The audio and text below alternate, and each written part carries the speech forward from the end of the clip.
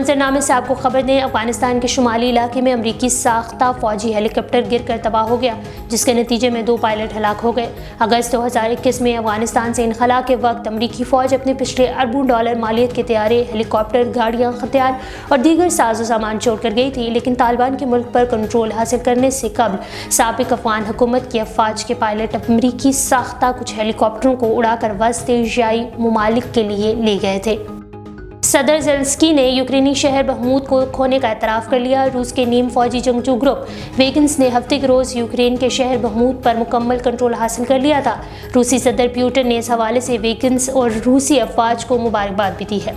अब यूक्रेन के सदर ने भी ऐलान कर दिया है कि ये मुमकिन स्ट्रेटेजिक अहमियत का शहर उनकी अफवाज के कंट्रोल से निकल गया है। यूक्रेनी सदर का मज़ीद कहना था कि बखमूत मुकम्मल तौर पर तबाह हो चुका और शहर में बहुत कम तामीरशुदा इमारतें बाकी हैं।